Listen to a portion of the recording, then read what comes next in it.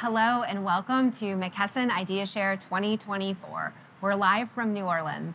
I'm back for my third broadcast and super excited to have Jitesh Zala here today with us. He owns 3 pharmacies in the Los Angeles area. So we're going to talk a little bit about advocacy, a little bit about immunizations. It's going to be a great broadcast. So welcome to New Orleans, McKesson IdeaShare 2024, McKesson Broadcast Radio. Thank you so much for being here today. We're going to get to know each other a little bit over these next few minutes, and I'm really excited to hear all the work that you've done in the state of California with advocacy. But first, can you share with our listeners a little bit about your pharmacies in California? Of course. First off, thank you for having me. Yeah. So my name is Jitesh Zala. Me and my wife and my father, we own 3 pharmacies in the Los Angeles area. Our pharmacies are in the lower income area where the education level is not as high. The importance of why they need to take certain medications is not as known to most of my patients. And basically, we are kind of a conduit in addition to the doctor to make sure these patients understand what does it mean to take a blood pressure medicine. Many patients will be diagnosed with blood pressure, but they have no idea what does that mean.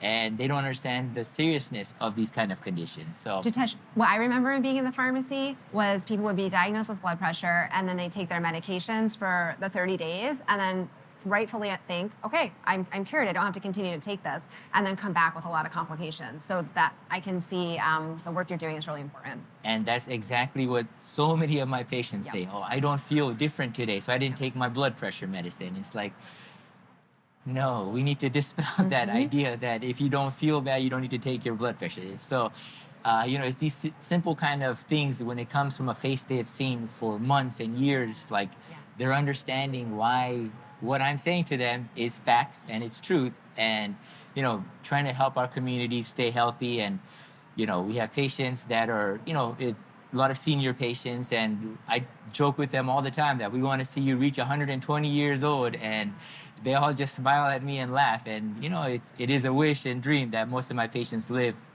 as long of a life as they possibly can. So I love that. I love that. I know you have a lot of great relationships with the local hospitals in your community. Can you share a bit about how that works? Of course.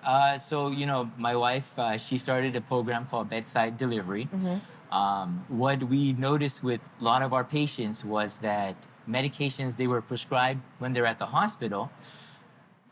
One was that when a patient was given a prescription, many times they didn't go to a pharmacy to get it filled.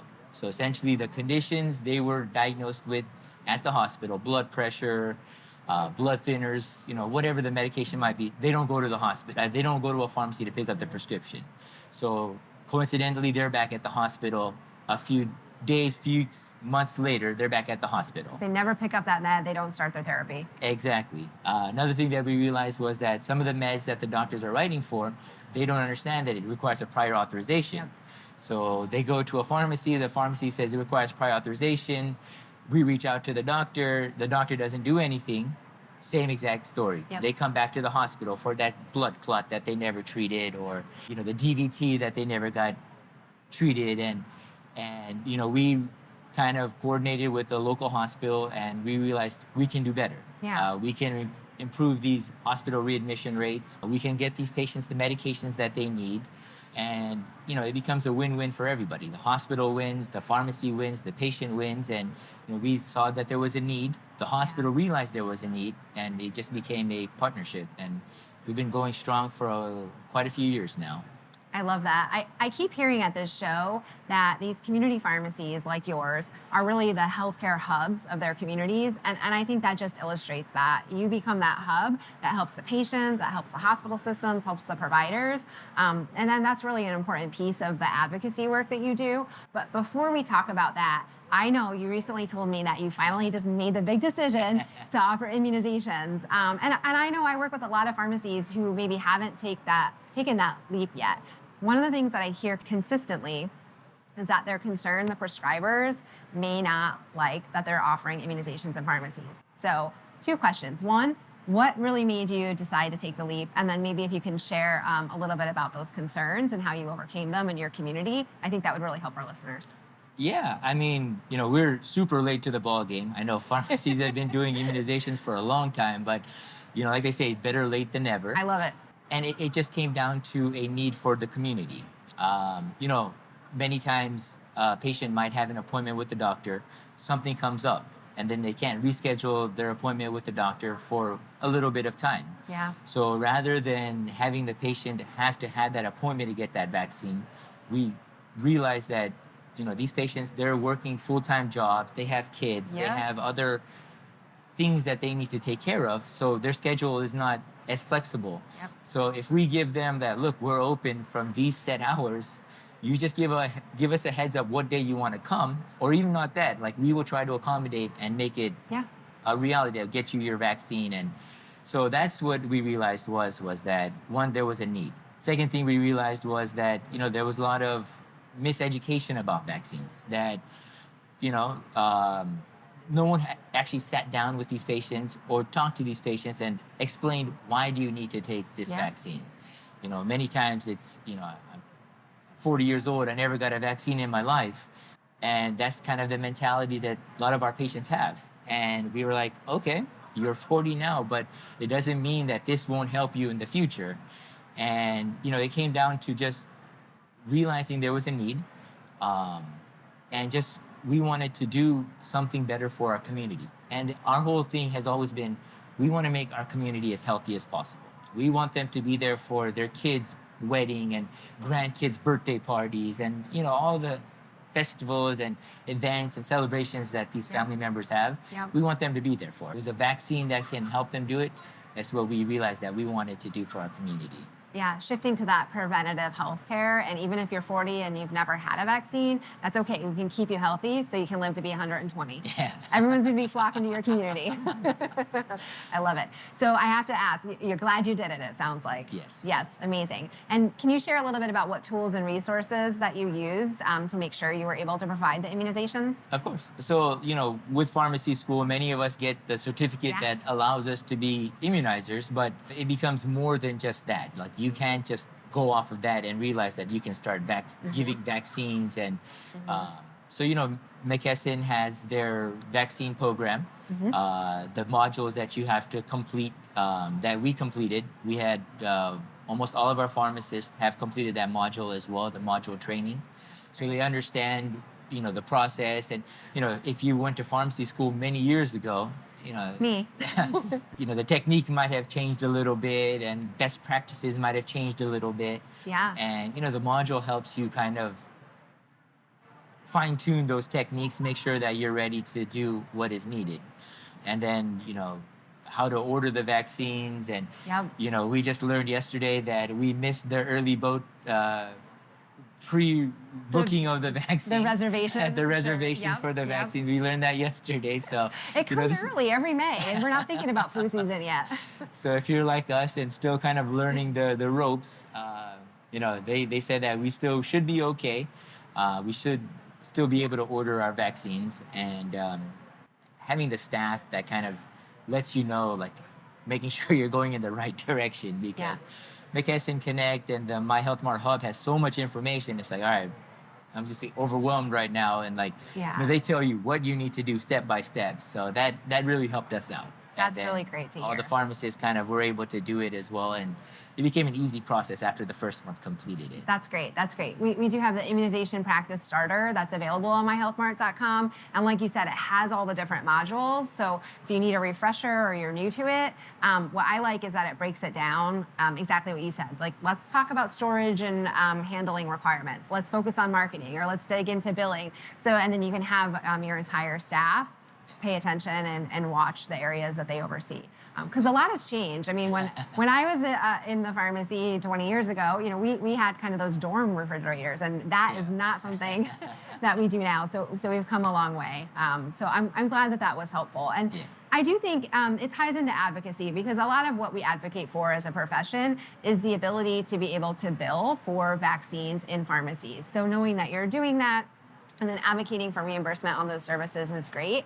And in California, it is a very progressive state. So maybe share with our listeners out there who are interested in becoming more active in their state or local associations, how you did that and what that's meant to you. Of course. I mean, it's just something that pharmacists and pharmacy owners need to realize that we need to do it. Yeah. I mean, we need to do it. It's just how much abuse the pharmacies and pharmacists take. Like, just, I'm sure any pharmacy owner here can list off 25 things that they're getting taken advantage of on a daily basis. And, And not to interrupt you, but sharing those stories are really important, because if we don't share those out with those that are empowered to make the change and help them understand, how are we going to fix that? So I want you to keep going. That's exactly what it is that when you get involved, if you ever have the opportunity to host a elected official at your pharmacy, like, take that opportunity. It's such a simple process. It's not nerve-wracking. These elected officials I was surprised at how friendly they are. They are very cordial. I mean, it's not like taking a test where you get butterflies in your stomach or anything like that. Right. It's a simple conversation. And you're just telling them what you do on a daily basis. You're trying to help your patients out. You're trying to make your community a safer place. You're trying to do so many things, but you're not able to because this reason or that reason, and the PBMs and what they do to pharmacy and pharmacists, it's becoming more widespread. It's becoming more known that, like, what they're doing is not right. And, what's happening is that when something is not right and you don't have the ability to just survive, that becomes a problem. And what leads, when there's not a pharmacy to take care of those patients, is now you have all these deserts and you have areas where patients can't go to get the knowledge and the help and, like, the medications that they need. And it's a bad downward trend that we should not be approaching. But unfortunately, it looks like we are approaching that. And when you get involved, it just becomes another person speaking out to what needs to be told to the world. And the ones that can make the change are these elected officials. And, elected officials, they have people talking in their ear on so many different issues. And our issues are just as important. It's not like our issues are not important. And, I encourage and I hope that anyone that has a chance to invite an elected official to their pharmacy, they take it. Talk to them about the good that you do for your community, and definitely use it also as a chance to talk about what you'd like to see them vote in terms of bills, and what you'd like to see them do to help you out in terms of issues facing your business. And they are more than willing to listen to those things that you have to say. Absolutely.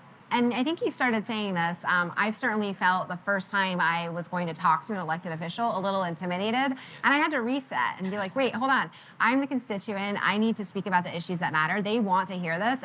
And pharmacists are the experts on pharmacy. So when they come in the beginning of our conversation, you shared all the wonderful things that your 3 pharmacies, that your father, that your wife, that you're all doing in your communities.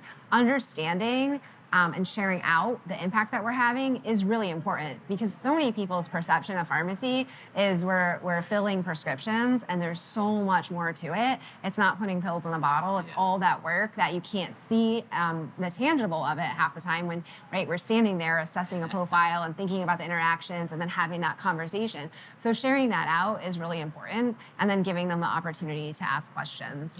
And I'm pretty sure this is a nationwide phenomenon, but you'll have your patient who you think is getting only medicines from your pharmacy, but then you ask them, like, can you just bring all your prescription bottles? And then you realize there's 2 other pharmacies that have been sending this patient prescriptions. And for some reason, the insurance, it never catches it. They never saw it as a duplicate therapy. And the patient just has bottles and bottles of medications. So the patient is confused out of their mind. Like, what am I taking for blood pressure when I got 3 different things that I have no idea what they're for?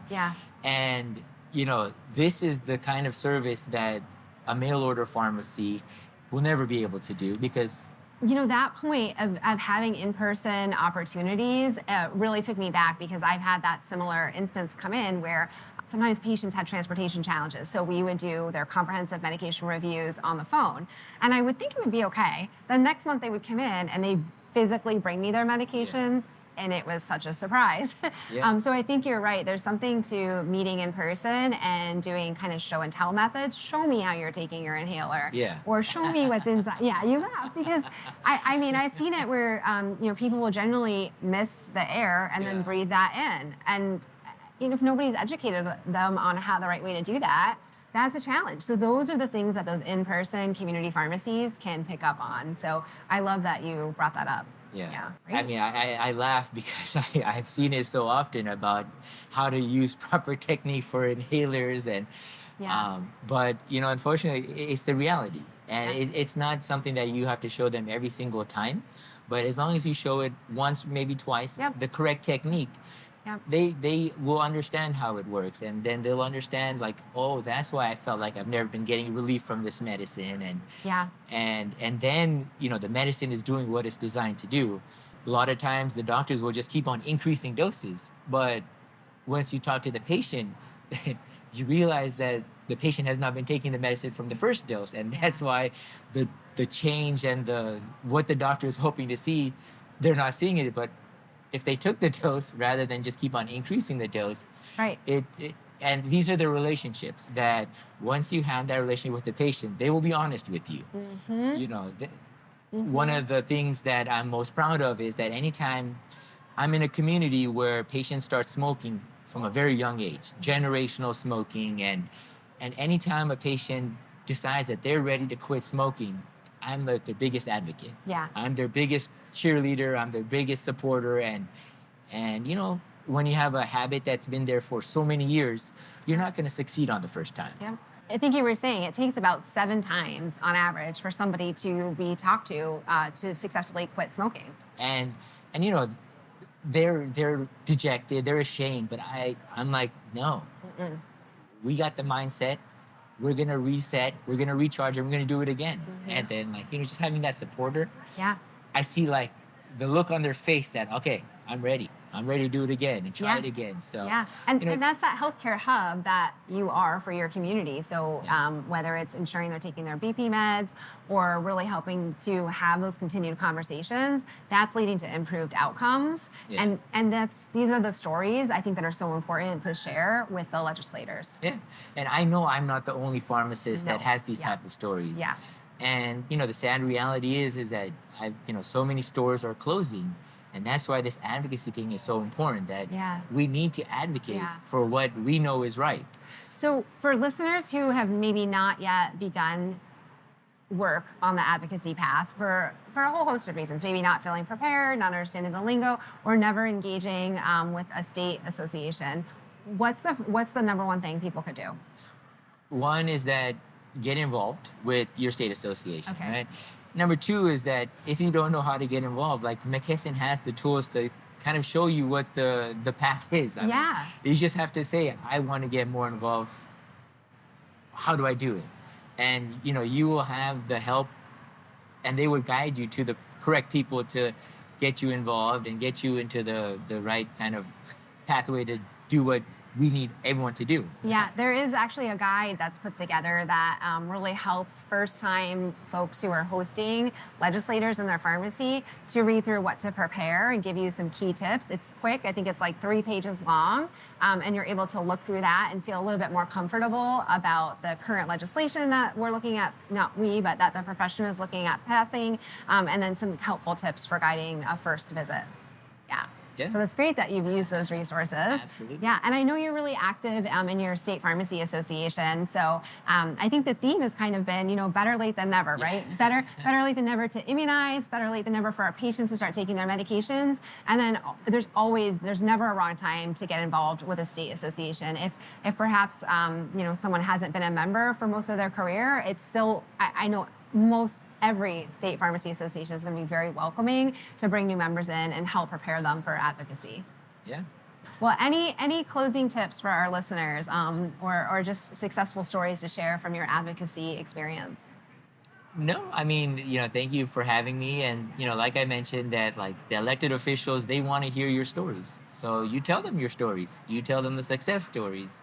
And you tell them that you want to have more success stories. But we need your help to be able to make sure that we're around for the future, upcoming months, years, and that's the only way that we'll be able to have more success stories. So I love that. And I see kind of your two-pronged approach. I see all the work you're doing for advocating for the long term, and then I see in the short term what you're doing to be successful, providing immunizations, looking at different services. So I really love that approach that you have of, okay, what can I do now to take care of my patients and take care of my business and keep it healthy? But long term, I'm going to keep advocating for some changes to really help impact practice. absolutely. That's great. That's great. Amazing. Well, thank you so much for your time here today. I'm Suzanne Feeney, and I'm signing off from McKesson IdeaShare 2024 live in New Orleans with our advocacy session. Thanks for listening.